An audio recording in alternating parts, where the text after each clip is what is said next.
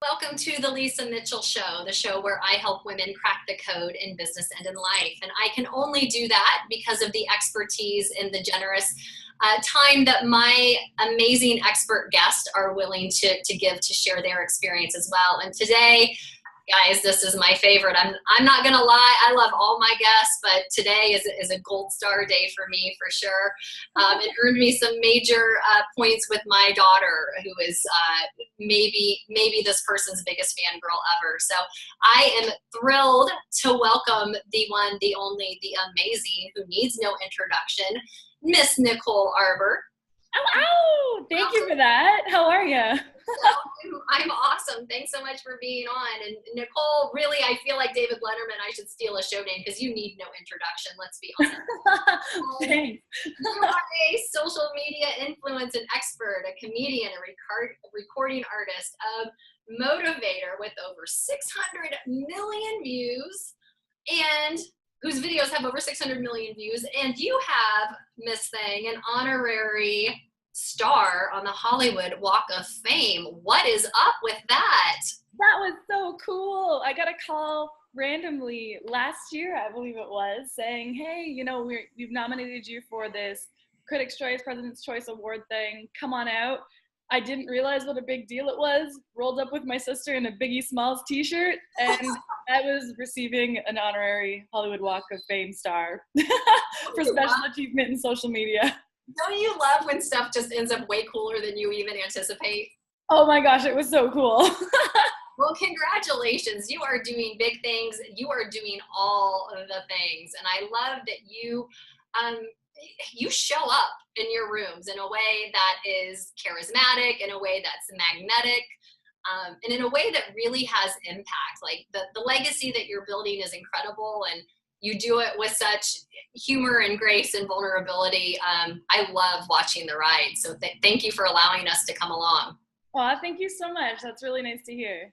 Yeah, absolutely. I would love to know, speaking of confidence, Nicole, like what do you have kind of a routine or a ritual or a mantra that you use to just on a day when maybe you're a little low vibe, or maybe not super psyched to do a video or go to an event? Is there a process that you use to really help kickstart your confidence that my listeners and viewers could adapt? Well, when I'm about to make a new video, if I'm not in the mood, I literally say to myself over and over, start the conversation. If not you, then who? So I just stick that in my head. And if I'm about to say something that I know is going to get me thoughts on both sides of the fence, I'm like, you know what? This needs to happen. This is the talent that you have, so go for it. I'm not going to lie to you. I picture that Wonder Woman scene where she has her shields on her wrists and she takes off her cloak and she starts walking through the battlefields like, yo, I got this. That's a good scene. Yeah, I love it. Well, I love that you just take on those topics, like you mentioned, the ones where you know there's going to be strong reaction, because I haven't seen anything from you that hasn't kind of incited a riot on both sides of the which is part of why I love you. I'm like, girl, go. You ask for it and it rains down on you. And how do you, I mean, you take on topics like obesity, you take on topics like depression, big things that people have lots of feelings about, and you have ownership of your opinion, which so few people do right now, right? Everybody's got an opinion, but nobody wants to own it as their own. You know what's fun? Nobody can fire me.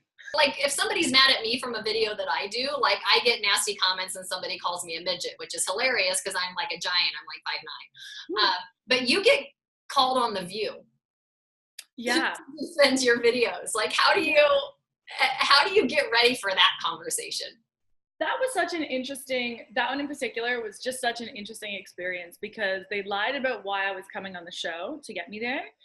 They said that I was coming on to talk about women and comedy and how there's a double standard as to what men can say and women can say. Because I would love to take credit for it, but I'm not the first comedian to address obesity in any way, shape, or form. And that's what I thought we were talking about. But they totally blindsided me on purpose in a way to attack me. And I remember sitting there and thinking, I could just own, what's the language requirements on your show right now? You can say whatever you want. It's Cool. explicit. It's explicit. Yeah. You know, like looking back, I was thinking I can own these bitches right now. Cause I remember one being like, Nicole, everybody doesn't know what's in all the foods. Really, bitch? Cause just turn it over and read the label. Cause it's on there and it shows you exactly how much fat you need in a day. And if you need help learning how to read a label, I'll help you. Let's take some ownership. But as I sat there and I was looking at the way they presented me as a supervillain, like I might as well have come out as Lex Luthor. Yeah, they came out to get you, and they teed it up that they were coming out to get you. Like they made no bones about it. They weren't even trying to be nice and just pulled a bunch of snark. They just went straight grenades. Oh yeah, they were pure grenades, and it wasn't authentic. They were just trying to make their audience love them out of insecurity for what they had said about nurses the day before. They're like, oh crap, we lost a bunch of women. Women are pissed off at us. Quick, tell women it's okay to be overweight. That'll help. That'll make them love us again. They were just so inauthentic and catty, and they hate each other. And it was a really interesting experience because you see something like that, and as a young entertainer, you're like, wow, that would be amazing to be on that show, to be around those women. And it was the exact opposite. I love that you're bringing the truth around that. Like I am very much a big truth speaker, and I think that's the only way that things ever get done and problems ever get solved is by sharing your truth, which you do so beautifully and in such an entertaining way that even people that are kind of mad at you, I think still kind of adore you, which is really tricky to pull off that particular dynamic. Awesome. I appreciate it. I remember thinking this since I was a kid. I didn't understand why telling the truth got you in trouble, but people would tell you to tell the truth since you're a kid. So it's like, if it gets me in trouble, but I'm supposed to do it, what are we doing? Yeah, and it's such a weird double standard that we have. Like you're supposed to have integrity unless it hurts somebody's feelings and then bypass it. Yeah, I don't get it. There's no good change will come if we're stuck on that. Yeah, I'm with you. Do you feel like you've ever gone too far? I feel like I've definitely presented things in ways that looking back, I could have found a better way to present them. Maybe, but it's the learning curve. So I don't judge myself on it. I think that I'm constantly learning, which is pretty cool. And then in terms of going too far, sometimes I feel like, when someone's actually dying, do you walk in, do the paramedics stroke their shoulder and whisper lightly, okay, wake up? No, they take 2 fucking paddles and they shock them until they're back to life. So sometimes, even if I don't necessarily believe that those are the harsh words or what I need to do as Nicole Arbour, that's not what I would sit at home and say. Sometimes I shock the fuck out of people just to wake them up, bring them back to life. And I think it's necessary. It's a tactic and I know it works. So I might speak to you differently than I'll speak to a fan who messages me in my inbox and is using ridiculous language at me. I might tell them to fuck off and sit on it and spin, but I know that that's going to hit something in their mind and then it's going to switch the conversation pretty quick. Yeah, no, and it's good. That's the other thing I love is that you have this whole kind of ownership and accountability philosophy that you will call people out in a heartbeat if they're showing up as an idiot in your space. Yeah, you can agree with me, you can disagree with me, but the personal attacks are something that it doesn't make us sensitive to not like them. It just means that they don't help. So you're not going to come to my house and talk trash about me. I'm going to escort you out my house. Yeah, good for you. And you do, what are some of the perils of living out loud or some things that you have to kind of be extra guarded around? Like, because people, I think the dream for most 12-year-olds or teenagers right now is, we want something to go viral and we want to be social media influencers and we want to, get on everybody's radar and get all the attention. But I'm sure that there's, a downside of inviting people into your house, as you said. What are some of the things that, some of the reality check things that people who think that they want to follow in your footsteps, what should they be on guard for? Well, I think it's really important to know you want attention. Why? For what? What are you bringing to the table? Is it your TNA? Because that's really fleeting. Is it you're willing to do anything and do a mean prank to get some attention? Well, what's the point of that? I think it's really important to come at it and know what you stand for, because if you really believe and know what you stand for and you can stand within your own truth, then you're good to go. I can meet anybody on the street at any time, and I find that haters and fans approach me the same way in the street.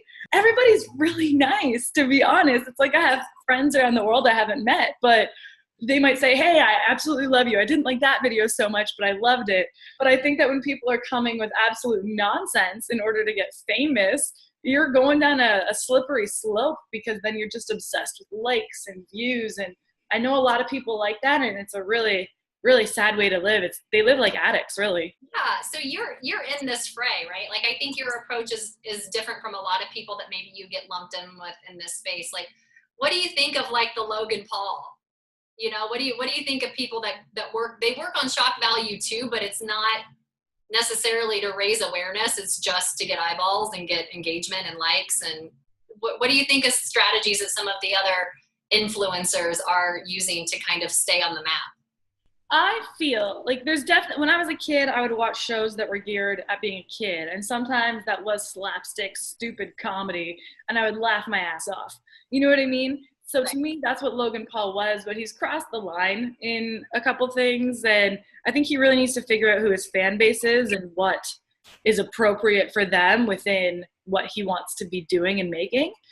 But there's a lot of other influencers, I'll call them that with quotes, that I think they just dumb down to hit the lowest common denominator because it's easy. And I've always said that if you can't make people your own age like you, you're not that good. That's how I feel about it. Whether it's corporate America or whether it's influencer land, like it's the people that could be your biggest fans are also the people that want to take a whack at you because they feel threatened by you being in their same space. Yes, totally. Yeah, I totally hear you on that. Yeah, and I just think that there's a lot of people in their 30s pretending they're in their early 20s on YouTube, talking in a funny voice to try and make kids like them and just doing anything to get those views. And I just think it's kind of a sad way to spend your time. Yeah, well, and I think that's where, I really am intrigued by the way that you do your personal branding and some of the techniques that you use. And I think the fact that you are strong in your identity and that you do know who you're talking to really plays into that loyalty factor. But there's also a contingency of other people outside of your target demographic, such as my 12-year-old daughter, who knows everything about you, who adores you, who thinks you're just amazing, mimics your voice almost perfectly. Like, it's kind of freaky, I'm not gonna lie. Oh my gosh, that's amazing. I want to hear it. Well, oh my god, she's so excited. But do you feel a sense of responsibility to the people kind of outside of your target that have really kind of gone into full fangirl or fanboy mode on you? Like, let's say break it down to language and stuff like that. Do I feel I'm gonna negatively affect a child because they hear the F word? No. I think they've heard it from their parents. I think they've heard it on TV already. But I feel the sense of responsibility when I'm building my legacy, when I sit down with my team and say, okay, but why? My words for the year are integrity. That's a big one. Intention is a really big one as well. What is my intention in doing this? Every opportunity isn't for me. Just because an opportunity comes to me doesn't mean I have to take it. It doesn't mean it's an opportunity for me. And it's really about, cool, I've gotten a lot of fans, I've gotten a lot of attention. Now let's make sure I'm using it for the right things. I think that if there are younger people watching me and they're on my Instagram and they see a hot photo, cool, but I follow it up with, we went to the women's shelter yesterday in LA and gave out roses to all the girls. I love that that's part of your intentionality, part of your legacy, and that's part of how you've chosen to show up in the world. Oh, thanks. Like, honestly, I joked with my mom yesterday. That's the girl guide coming out in me. That's like, I was a hardcore girl guide and I was cheerleader for years and years and years. And I was just taught this way. Like, my parents had me do fundraising for like MS jump rope-a-thon and all these things since I was a kid. It was taught to me that you help people. And we weren't poor by any means, but we weren't a rich family. But we always were helping other people. It was just the way I was brought up. So I don't know why that would change now. When I have more eyeballs on me, I can actually show more people that that's a fun thing to do. I love it. So many people have the same opportunity and choose not to model that. So thank you, as someone who has a 12-year-old obsessed with you, thank you for modeling service and modeling empathy and modeling engagement with people that are in different circumstances than you. Well, I have a question for you as someone with a 12-year-old watching me. What do you think I could do? I love your go team. Honestly, that's part of the reason why, like you said, sometimes the language or the content's a little above her head, but I ultimately, my overarching deciding factor of do I let her engage with this or do I lock it down is I'm going to let her engage with it because of the overriding positivity that everyone can win, right? And that's the one thing I think, continue messaging on there's room for everyone to win. Like there is room for everyone to sit at the popular table, right? Like the hierarchy of intermediate school and junior high is harsh and tragic, as I recall, distinctly, as she's finding out now. And the fact that it doesn't have to be a competition, and the fact that you are always cheerleading for others is probably the overarching reason that I love the fact that you are one of her role models. And I hope that you continue to just show how everybody can win. Oh, well, that's great. Thank you. You can't see my face, but I'm smiling. That makes me really happy. Yeah, no, I think we need cheerleading. Like we have plenty of people to tell us that we suck. Like we don't need any more of that. We have plenty of people to show us that we lack and that we're not good enough. And this is for, women in a professional environment. Like you think you outgrow, or you hope you would outgrow this, and it just doesn't ever stop. And I found that, and, I do a lot of work in the technology sector in particular. And it's not, you hear a lot about men maybe making it difficult for women in technology, but I'll tell you my experience as a professional and a speaker and a media personality and as a tech startup founder, it's not the men that are giving me problems. It's the women that make it really, really hard to thrive and feel like I belong in this space. I am sad to hear that, but not surprised. Yeah, but we can work to change that, right? Exactly. That I've had so many examples of that happening to me last year. I'll just tell you one in particular was that I was so excited to be working on a new musical. I was brought in as a creative director, which is something I love to do and have done before. Congratulations! Thank you. However, randomly, the person who was producing, the executive producer, said that his wife doesn't want me part of the project because she's scared he's going to like me. And I'm like, wait, what? How is that a thing? How, excuse me, employer, how are you saying that to me? Don't say that out loud. He said it very specifically, and he's like, yeah, she yells at me every time you're in a meeting. If you're in a meeting, then she needs to be there. Like she's that whatever. So I backed away from the project because I can't work like that. But that's really unfortunate that somebody stole your joy and your opportunity because of their insecurity. It's happened a bunch in the last year. So it's really important to me to kind of bring back girl code. I'm the first person to back away. If I know someone's dating someone else, I will say, go date them. You know what I mean? Like, I don't believe in the competition or setting it up like that. I just think it's dumb. If we're competing over anything, it should be for awesome jobs and accolades that change the world. I am all about the girl code. I think it needs to come back in every sector for every age. It doesn't matter if you're executive producing on a creative project or launching a tech startup or just establishing your career, as a lot of the people that are listening and watching this are at. Nicole, I want to ask you, in the early stages, right? Because this is a long game for you. You've been in it a long time. It's evolved a lot. And I don't think you always, people don't always recognize the amount of work.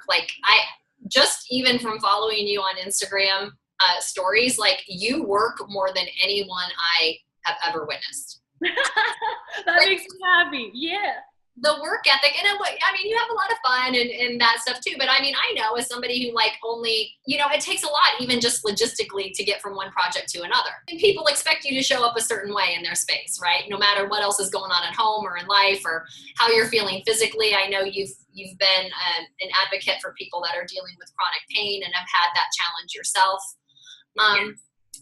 What advice do you have to people that really want to show up in whatever space they're in as their most confident, clued in self?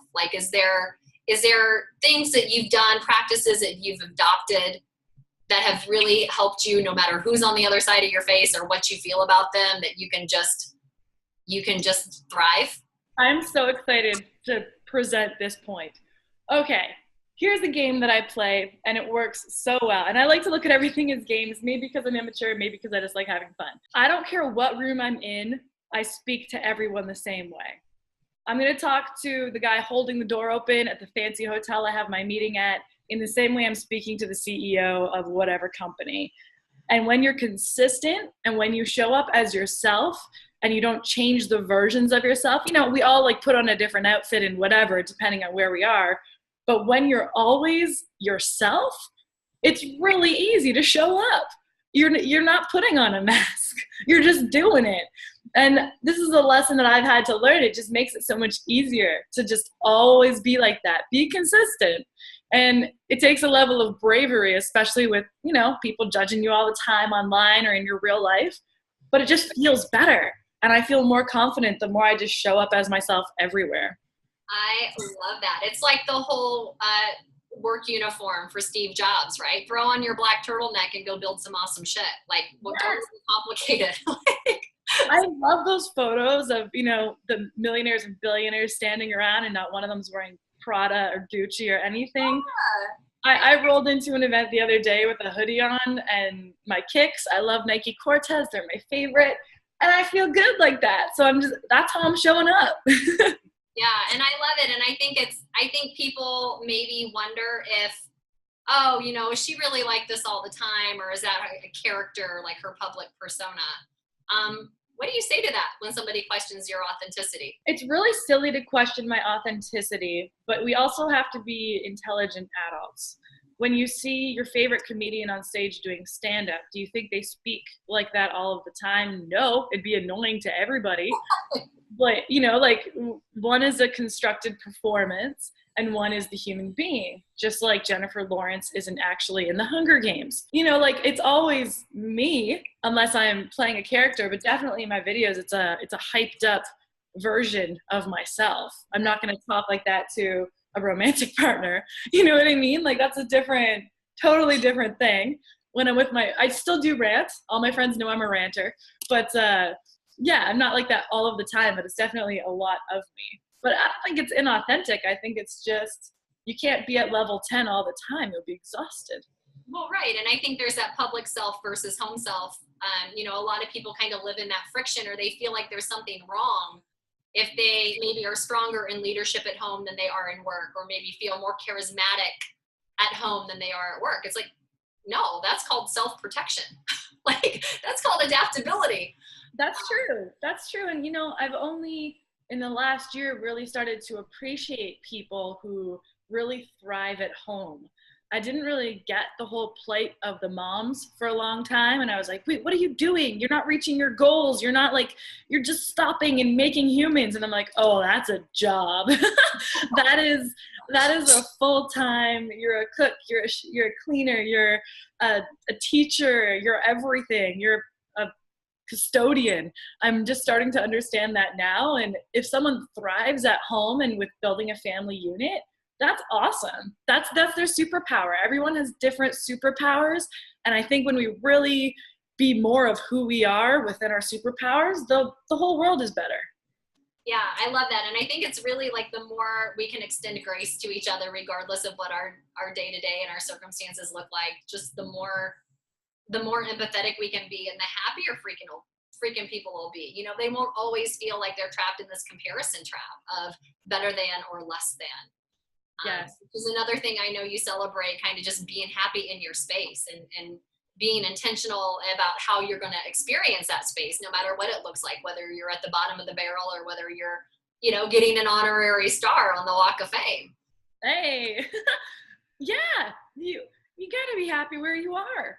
And you also have to be real. This is something I'm working on this year. Be real about what doesn't make you happy. That is so important. I sat down and went, okay, what are the projects I have coming up? Which ones are making me go, I shouldn't do those ones. There are projects that light me on fire. Like I'm working on books and I'm working on online courses to help people in different topics that I know I can really offer some points of value to people. That makes me happy. I don't really want to partner with whatever brand on crappy thing. You know, I don't really believe in their product. I'm not doing it. Yeah, so I think that you can keep yourself happy at every level if you're being real with yourself. And when we when we aren't real and when we take on extra things because we're supposed to, or we see people on Instagram wearing this, so now we're wearing it, and we're acting like other people are and trying to make their motives our motives, then we get really upset. We play the compare game. We get depressed because we're chasing somebody else's nonsense, and it just doesn't work. So be happy at every level by being real to you. Love it. I think that's a great place for us to wrap it up. That's such a powerful piece of advice. I feel like if you know, the people listening and watching didn't get anything else out of this other than that, be happy wherever you are. Like, I feel like we've done a good job today. Like, there's a ton of great nuggets in here, and God, this is, I appreciate you. I appreciate the work that you're doing. I'm excited to hear that there's books and online courses, and that you've taken that next step to help create your legacy, which I know is so important to you, around helping other people just thrive where they're at, and be content and be successful on your own terms, as opposed to what other people expect, which is like a whole nother conversation that we won't. Who are these other people? Why am I trying to impress them? Exactly. It's like, you don't even count. Why do you get a vote? Shut up. You know, that's stuff from the cheap seats. Yeah. But I appreciate you, Nicole. Where would you most want people to connect with you right now when they're looking to go through your videos or follow you and keep up with what you're doing? Where's the best place for people to get in on your life? Yay! Well, I would love people to visit me on my Facebook. That's facebook.com/Nicole Arbour fans. On my Instagram, if you come on over there, it's the letter B, Nicole Arbour. I'm going to be starting a lot more motivation and fun on there. That's what I'm going to use that platform for. So come on over, do some work with us. And my YouTube is youtube.com/Nicole Arbour. And my site will be up soon, and the online courses will be out. So stay tuned. Awesome, girl. You are doing all the things, making even more things, so we can continue to just thrive in our own space with you as our guide. So thank you so much for having a conversation with me. I know it's going to be a huge value to the people that are listening and watching this. And I'm Lisa Mitchell. I am the human decoder and a body language expert. And I'm always trying to help you show up as your most clued in, confident self in any room at any time, no matter who else is in it. So until next time, go be confident.